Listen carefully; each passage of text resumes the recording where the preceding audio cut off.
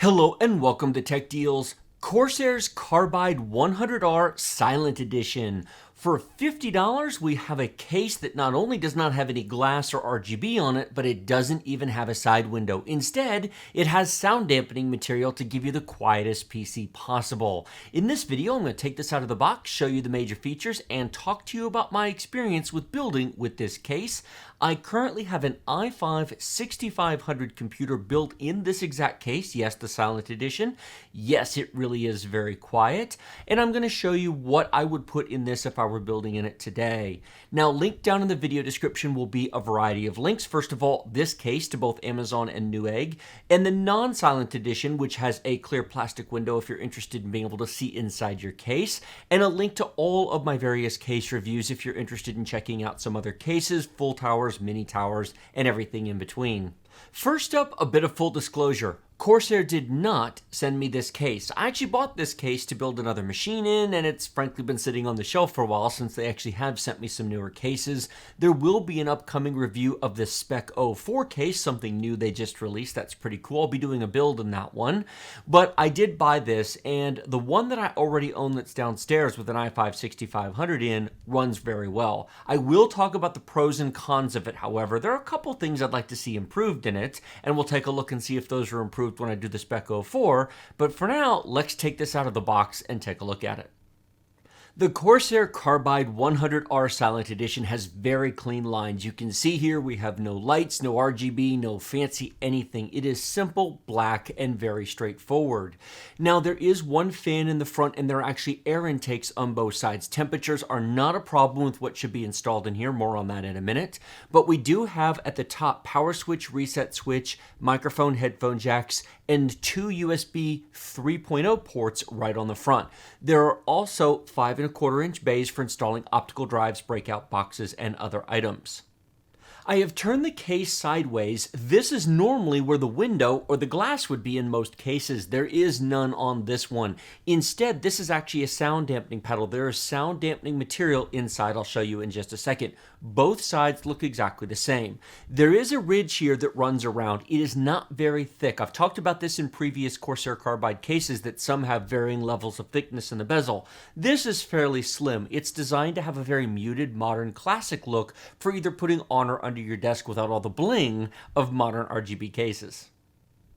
On the back panel, we have a 120mm exhaust fan included. There's the opening for the I/O shield for the motherboard. Down below, there's multiple places for expansion cards, additional USB ports, a sound card, and of course your graphics card. And then the power supply goes in the bottom. Nothing overly fancy, but it gets the job done. There is no installation on the top of the case for any additional fans or coolers. Again, this is the Silent Edition designed to keep all the noise inside the case. So one air intake in the front, one air intake one exhaust in the back, and that's pretty much it. For what's going to go in here though, that'll be enough. This is what the inside of each of the side panels looks like. This same dampening material is also located on the top of the case, which is why there's no fan mounts there, because of course that would defeat the point of the Silent Edition. Now again, if you want glass, get the non-Silent Edition. They'll both be linked down in the description below, but this is nice because if you really, really want a quiet computer, it's an option for you, especially if you're not interested in a side panel that shows all the insides of your machine.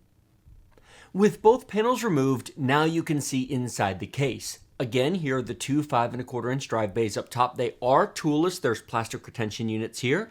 There are multiple 3.5 inch bays down here, which have built-in screw holes for 2.5 inch SSDs or hard drives. If you want to install them, you just simply pull the trays out, screw them in there, and then put them back in. There's several of them down there.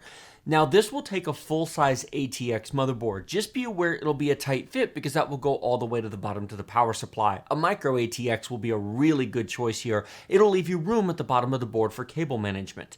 You can fit just about any one graphics card in here. The drive cage won't block it because it'll be just above it. But frankly, for a case of this size, modest graphics cards, perhaps a GTX 1060 or 1070, an RX 580, or perhaps a Vega 56, if you can find one for a reasonable price, would work well in here. Anything beyond that, you should probably buy more case. But for those, or something more budget-oriented, such as a 1050 Ti or perhaps an RX 560, those would also be great choices for this case. You can see the one exhaust fan back here. You could replace this if you wanted to install, say, a 120 millimeter liquid cooler, but if you're going liquid cooling and fancy, again, I don't know that this would be the right choice. I think, and I mentioned I'd talk about this before, I think this would be an excellent case for, say, the new Ryzen 3 2200G or the Ryzen 5 2400G APUs, where you wouldn't even install a graphics card at all, you'd use the built-in graphics. Or perhaps you're going with an i3 8100 or an i5 8400. Again, same thing, using a basic cooler that comes with each of those CPUs, or perhaps a very modest tower cooler. It would be overkill for this, but if you want silent, a Noctua U9S, for example, I recently covered that on my channel, that would fit in here without a problem and be absolutely, utterly silent, even with a relatively high-end processor. A Ryzen 5 1600X, for example, with that Noctua cooler would fit in here just fine, run it up to 4 gigahertz, and really wouldn't have a temp problem. Those Ryzen chips run very cool. This is one of the drive trays that I pulled out of here, and this box has all the drive screws, power screws, everything that you'll need to work within this case. And as I mentioned before, here are the 4 screw holes if you want to mount a 2.5-inch drive to any of these. So you can put several SSDs in here if you want to. I have now turned the case around. You can see the back. You can see here we have easy access to the motherboard. If you do want to install an aftermarket cooler, that gives you easy access to the mounting plates to put on the back of the motherboard. There is a small cable management channel right here. However, it's not very thick, and the bulge in the 100R series cases that comes out is not very thick. So you're not going to be putting tons of cables back here, but you can do modest cable management to be sure. As I said, this is great for, say, a Ryzen 3 or Ryzen 5 CPU or an i3 or i5 non-K chip. Anything beyond that probably deserves more of a case. Maybe the Spec 02 or Spec 04 or perhaps something bigger. But for a relatively modest system in the maybe $450 to $1,000 price range, if you want silence, if you want no window, no plastic, you don't want any lights or bling, you want something simple looking that you can just put under your desk or maybe even on your desk, this is a very nice choice for about $50. Like this video if you like it, share it with your friends if you loved it. Remember to subscribe to my channel with that big huge red button directly below. Questions and comments in the comment section. Please check the links in the video description. Links to this, both the silent and non-silent version, to Amazon and Newegg. Links to my full list of case reviews will be down there, and Twitch, Twitter, and Patreon. If you're able to support me, I would greatly appreciate it. Thank you so much for watching, and I will see you in my next video.